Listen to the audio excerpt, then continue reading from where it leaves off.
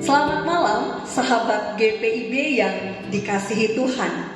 Salam jumpa dengan saya, Pendeta Vera Esther Utomo Waturandang, Ketua Majelis Jemaat di GPIB Solo Utara Surakarta, yang saat ini juga dipercayakan sebagai Ketua 1 BP Mupel Jateng DIY. Dalam rangka bulan Pelkes GPIB yang jatuh di bulan Juni ini, maka dalam kesempatan program Night Call pada malam hari ini, saya berada di salah satu pos pelayanan dan kesaksian yang ada di Mupel GPIB Jateng DIY. Tepatnya di pos Pelkes Sambi dengan jemaat induk GPIB Penabur Surakarta. Pos Pelkes Sambi ini dilayani oleh Ibu Pendeta Claudia Hulu dengan jumlah kepala keluarga 37 dan 101 jiwa. Sahabat GPIB, sebelum kita beristirahat pada malam hari ini, mari kita membaca dan merenungkan firman Tuhan. Di mana pada malam hari ini firman Tuhan yang mau menyapa kita terambil dari kitab Kisah Para Rasul 11 ayat 12 sampai dengan ayatnya yang ke-18. Sebelum membaca dan merenungkannya, mari kita bersatu di dalam doa. Ya Tuhan Allah kami, pada malam hari ini sebelum kami beristirahat, kami rindu untuk membaca dan merenungkan firman-Mu. Untuk itu kuasailah hati dan pikiran kami. Tuntun kami dengan Roh Kudus-Mu, agar kami dapat membaca, merenungkan, serta melakukan firman-Mu dalam kehidupan beriman kami setiap hari. Bersabdalah kepada kami Tuhan, kami mendengarkannya. Amin.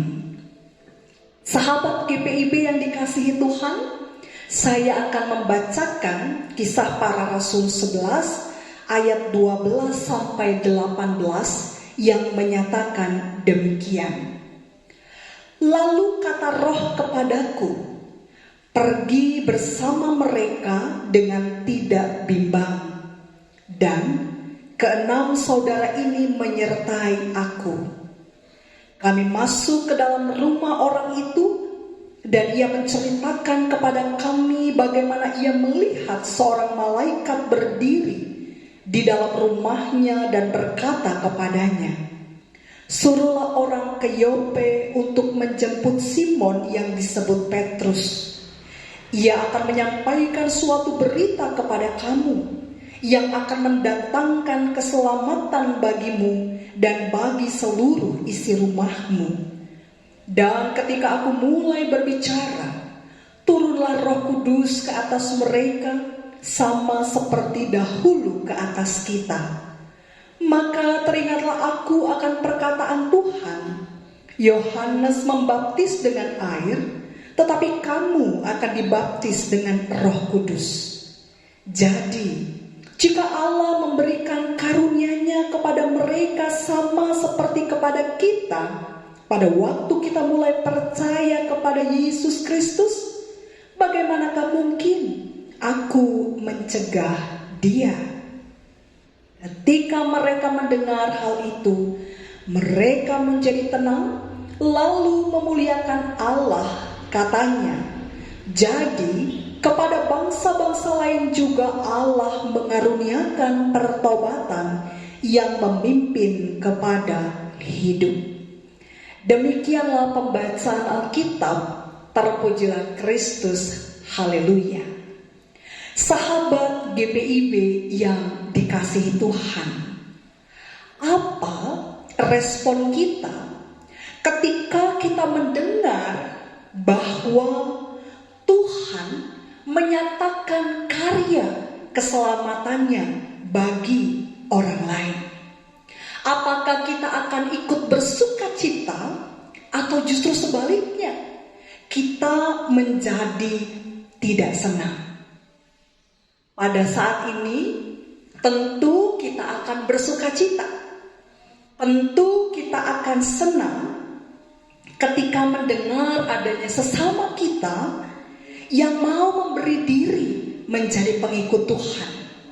Kita akan senang ketika ada orang-orang yang mau mempercayakan hidupnya kepada Tuhan, yang mau memusatkan ibadahnya hanya kepada Allah.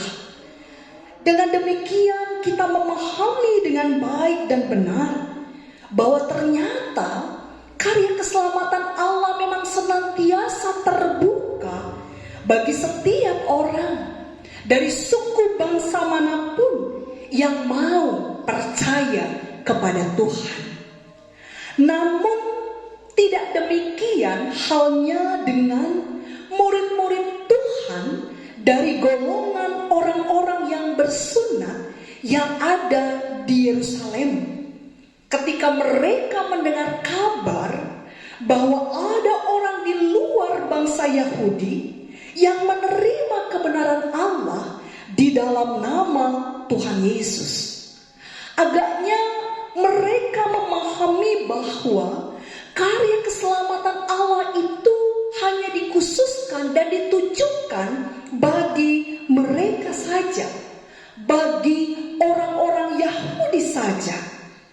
Karena itu ketika Petrus kembali ke Yerusalem, mereka langsung mencecar Petrus dengan tudingan bahwa Petrus telah menajiskan dirinya karena dia bersedia masuk ke rumah orang yang tidak bersunat.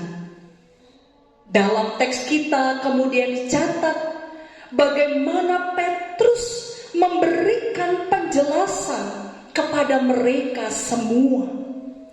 Ia menceritakan kronologinya secara runut bahwa Petrus pun tadinya sefrekuensi, tadinya dia sama-sama sepemahaman, sepemikiran dengan mereka yang ada di Yerusalem.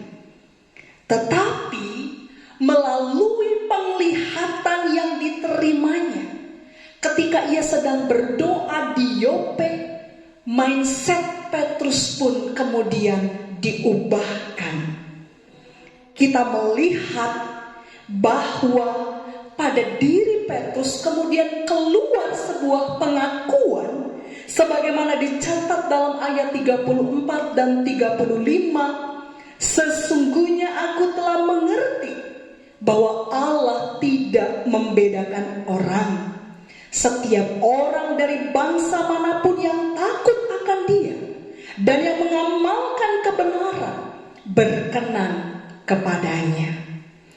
Sobat GPIB yang dikasihi Tuhan, tidak saja dari sisi Petrus pun kemudian menjelaskan bagaimana Kornelius yang mereka labeli sebagai orang yang tidak bersunat itu pun nyatanya mendapatkan penglihatan juga, di mana ia melihat seorang malaikat Allah yang memerintahkan kepadanya untuk menjemput Petrus, karena ternyata Petruslah yang mau dipakai Allah untuk menyampaikan kebenaran firman Tuhan, kabar keselamatan yang dari Tuhan bagi Kornelius dan seisi rumahnya. Atas apa yang dinyatakan oleh Tuhan inilah kemudian baik Petrus dan juga Kornelius taat pada apa yang menjadi kehendak dan perintah Tuhan. Jadi Petrus tidak bertindak atas dasar kemauan dirinya sendiri, tapi dia bertindak atas apa yang menjadi perintah dan kehendak Tuhan.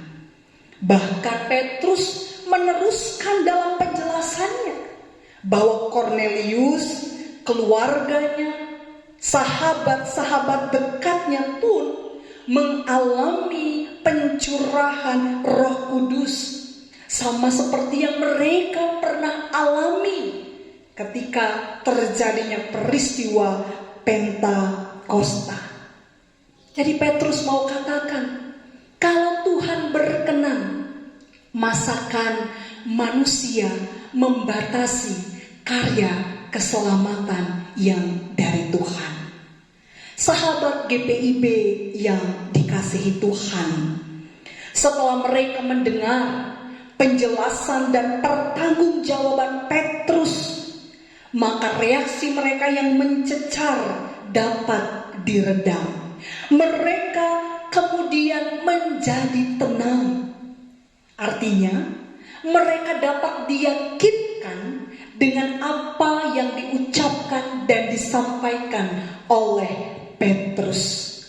Mereka bisa melihat, mereka bisa merasakan bahwa Allah bekerja melalui Petrus dan Allah berkarya kepada bangsa-bangsa lain yang juga Allah mau nyatakan keselamatan di dalam pribadi Kristus Yesus. Karya keselamatan di dalam Kristus Yesus itulah yang disampaikan oleh Petrus kepada Kornelius, sehingga akhirnya Kornelius percaya. Dia menunjukkan pertobatannya, dan kemudian kita ketahui bersama bahwa dia mau menerima Kristus sebagai Tuhan dan Juru Selamat dalam kehidupannya bersama dengan keluarganya. Lalu mereka yang mendengarkan penjelasan dari Petrus ini kemudian memuji-muji Tuhan.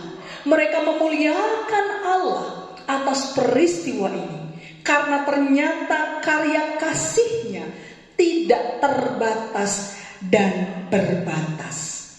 Sahabat GPIB yang dikasihi Tuhan, kita patut mengucap syukur kepada Tuhan, karena ternyata karya keselamatan Tuhan tidak pernah usai, tidak pernah berhenti dalam kehidupan kita. Karya keselamatan Tuhan menjangkau banyak jiwa, menjangkau banyak manusia, banyak orang dari berbagai suku, bahasa, dan bangsa. Termasuk karya keselamatan Tuhan pun menjangkau anak-anak Tuhan yang ada di pos pelayanan dan kesaksian Sambi ini. Karena anak-anak Tuhan di sini dulunya adalah bukan pengikut Kristus. Dulunya mereka adalah orang-orang yang belum mengenal dan percaya kepada Kristus.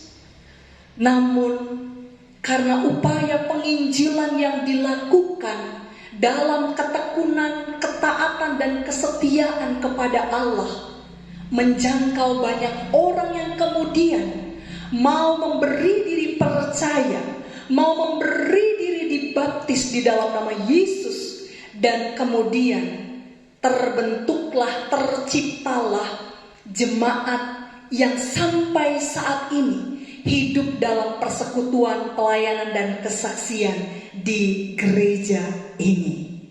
Bapak Ibu yang dikasihi Tuhan, dengan demikian ada sukacita bagi banyak orang-orang yang percaya kepada Tuhan.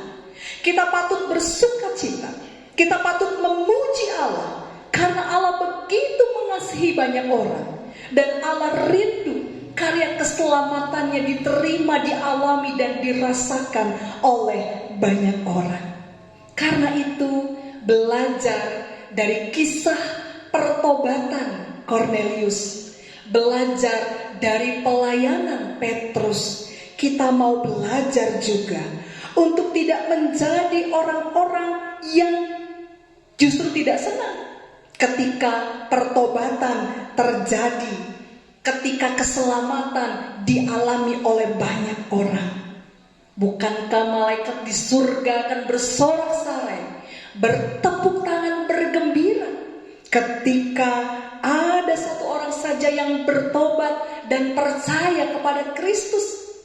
Apalagi Tuhan kita Yesus Kristus, terlebih dengan Dia yang sudah menganugerahkan karya keselamatannya dalam kehidupan kita.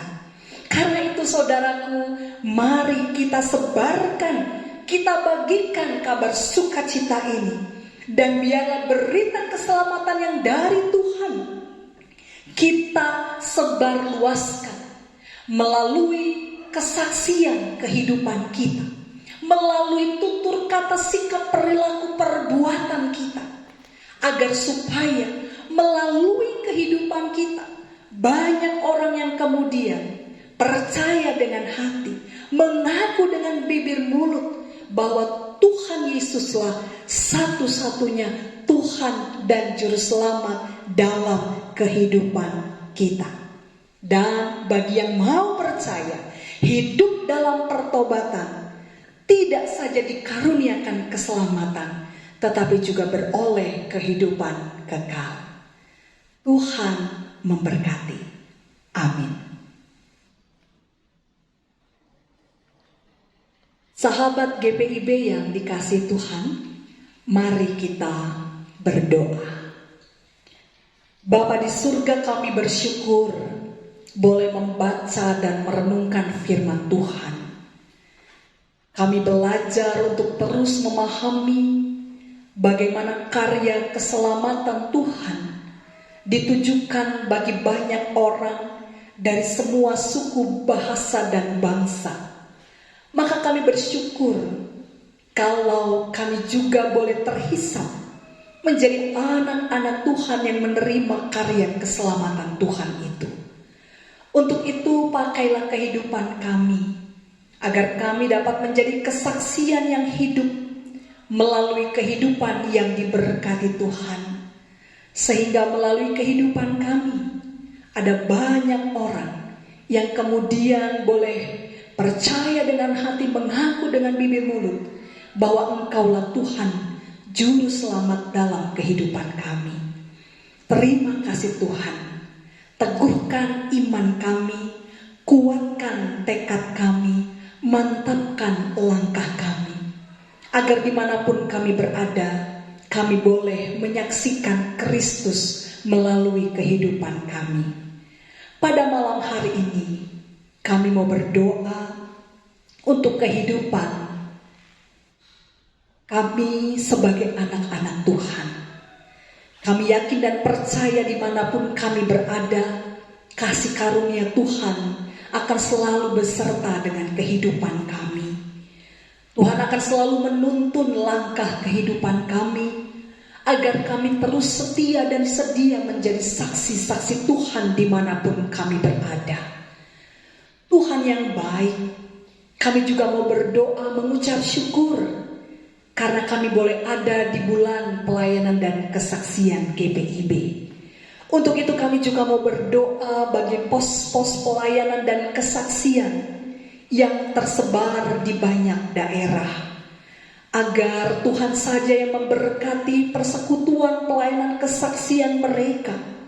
Engkau menolong mereka dalam setiap pergumulan mereka, agar di tengah-tengah kehidupan persekutuan pelayanan kesaksian mereka, di tengah kekurangan keterbatasan mereka, mereka tetap tekun dan setia memberitakan karya keselamatan yang dari Tuhan. Terima kasih Tuhan. Kami juga mau berdoa untuk pos-pos Pokes yang ada dan juga bakal jemaat yang ada, yang beberapa waktu ke depan rindu untuk dimandirikan, didewasakan. Mari Tuhan menolong setiap prosesnya, sehingga apa yang diharapkan oleh pos-pokes dan juga bakal jemaat yang beberapa waktu ke depan akan didewasakan, semua kami kembalikan kepada Tuhan dan memohonkan berkat Tuhan atasnya, sehingga kemandirian pos pelayanan dan kesaksian itu boleh terwujud melalui setiap upaya kerja yang dilakukan oleh pos-pos pelayanan dan kesaksian yang ada di GPIB. Terima kasih Tuhan. Kami mau berdoa untuk GPIB. Mari Tuhan berkatilah fungsionaris Majelis Sinode ke-21. Berkatilah Mupel yang ada, dan juga berkatilah seluruh warga jemaat yang tersebar di berbagai daerah. Karya kasih Tuhan melimpah dalam kehidupan kami di tengah perjalanan persekutuan pelayanan kesaksian kami. Biarlah nama Tuhan yang kami puji dan kami muliakan. Kami juga doakan Pospel Kesambi di tempat ini, Tuhan memberkati dalam persekutuan pelayanan kesaksian. Diberkatilah oleh Tuhan Ibu Pendeta Claudia bersama seluruh rekan-rekan sekerja dan segenap warga jemaat yang ada. Kiranya pertumbuhan iman, pertambahan jumlah itu boleh mewarnai perjalanan Pospelkes ini. Terima kasih Tuhan yang baik. Bapa di surga, kami mau serahkan kehidupan kami di malam hari ini kepada Tuhan. Kami percaya Tuhan menjaga, melindungi kami dalam istirahat kami di malam hari ini. Dan dalam perkenanan Tuhan, kami boleh dibangunkan di pagi hari dengan tubuh yang diberkati, kesehatan yang dipulihkan, untuk menyambut hari baru anugerah Tuhan, untuk terus melakukan apa yang menjadi panggilan pengutusan kami di tengah kehidupan keluarga, gereja, dan masyarakat. Terima kasih Tuhan. Kami serahkan hidup kami kepada Tuhan. Kami percaya Engkau Allah yang selalu memimpin, menuntun, menyertai, memberkati, dan memelihara kehidupan kami. Terpuji namamu Tuhan dari kekal sampai kekal. Ampunkan salah dan dosa kami. Dengar dan sempurnakan doa kami. Di dalam Kristus Yesus Tuhan kami berdoa kepada Bapa di dalam surga. Amin. Sahabat GPIB yang dikasihi Tuhan, demikianlah program Night Call pada malam hari ini. Selamat beristirahat, Tuhan Yesus memberkati.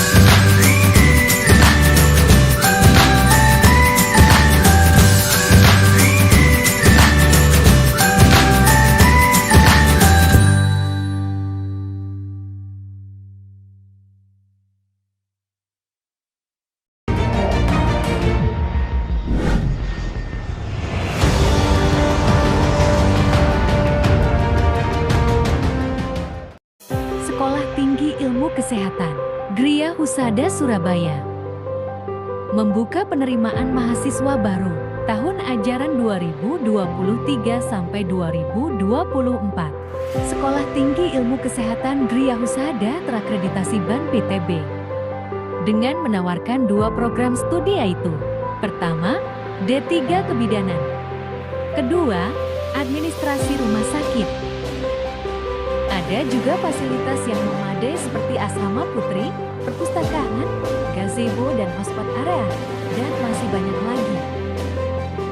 Pendaftaran gelombang pertama dibuka pada Desember 2022 sampai Februari 2023. Gelombang kedua dibuka pada Maret 2023 sampai Mei 2023.